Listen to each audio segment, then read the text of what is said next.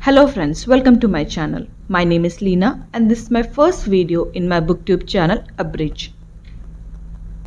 If you are among someone who is overloaded with work but don't know from where to begin, or among someone who is wasting time doing irrelevant tasks and later on regrets for that lost time, then this book is for you.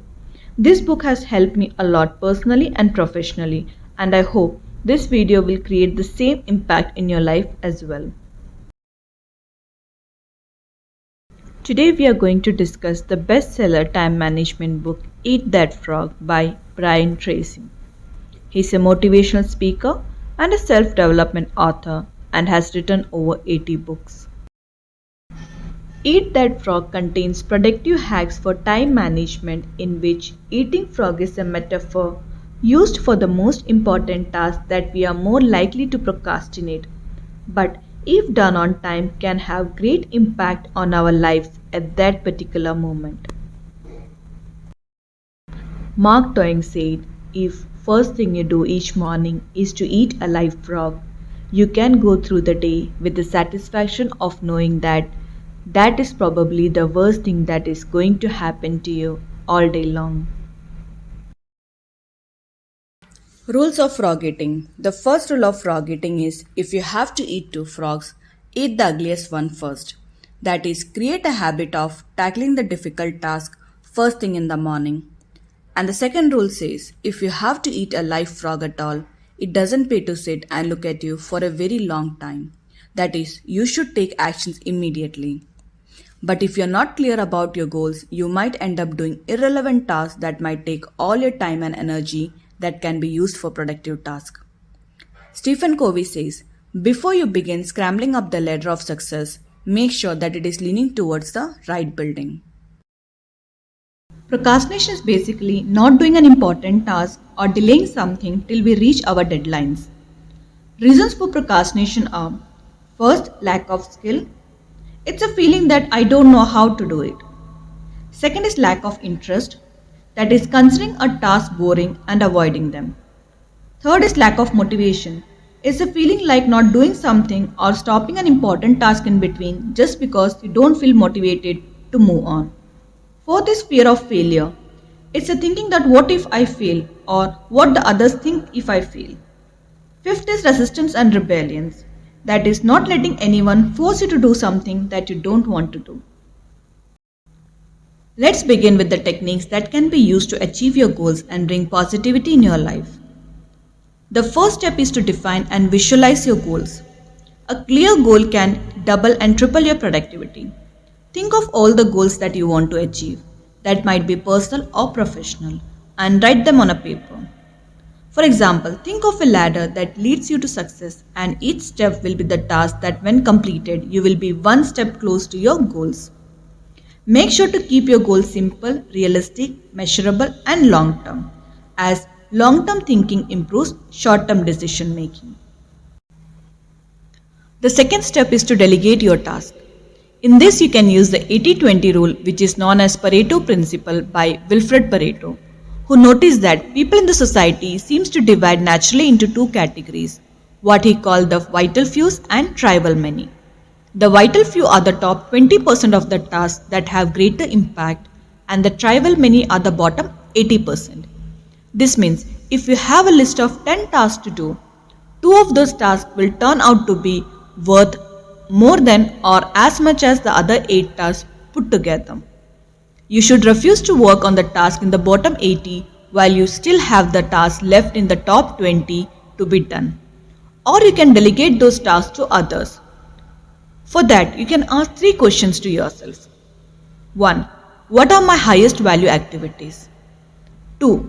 What can I and only I do that if done well will make a real difference? And the third one will be, what is the most valuable use of my time right now? After finding out your vital few, the third step is to organize your goals. You need to organize the list on priority basis. For that, you can divide your list into 3 categories, A, B, and C, where the task in category A will be the task with high priority, utmost importance, and having major significance. The task in category B will be the one with medium priority, important but not so high, and having medium significance. And the third category is C, in which you need to include the task with low priority, less importance, and having minor significance. The fourth step is to break the list into small individual parts. You might have heard the famous question, how do we eat an elephant? And the answer is one bite at a time. Similarly, how do you eat your biggest and the ugliest frog? The same way, you break it down into specific step-by-step activities and then start with the first one. Breaking down a task is a strategy that helps to manage difficult tasks. Write down all the steps and action that must be taken to reach your long-term goal. The fifth step is to plan your time. Alan Mackenzie wrote, action without planning is the cause of every failure. The better the plan you have, it's easier for you to overcome procrastination. It takes only 10 to 12 minutes to plan for the day, but it can save at least 2 hours in wasted time and diffused efforts throughout the day. Always work from a list. Whenever something comes up, add it to the list before you do it. Make different lists for different purposes. Create a master list on which you write down everything you can think of you want to do in future. Second, you need to have a monthly list that you make up end of every month for the upcoming months. Third, you should have a weekly list where you plan the entire week in advance. Finally, you transfer the items from monthly list and weekly list onto your daily list. These are the specific activities that you are going to accomplish on that particular day. The sixth step is to set deadlines. A goal without deadlines has no urgency. It has no real beginning or end, which can naturally lead to procrastination. Allow specific time to each task and review them periodically. Never wait till the last moment to accomplish them. The seventh step is to motivate yourself.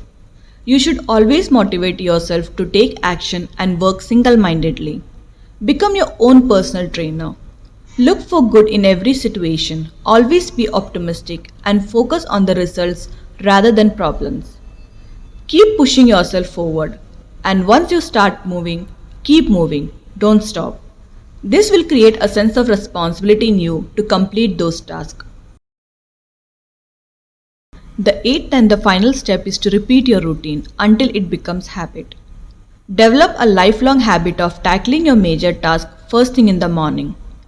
Develop this frog eating practice over and over again until it locks in your subconscious mind and becomes permanent part of your behavior. Once it's become habit, it becomes both automatic and easy to do. Thank you for watching. I hope you all liked this video. If you enjoyed, please don't forget to like, share and subscribe. And if you have any suggestions, kindly comment below. Till then, goodbye and see you again with a new video.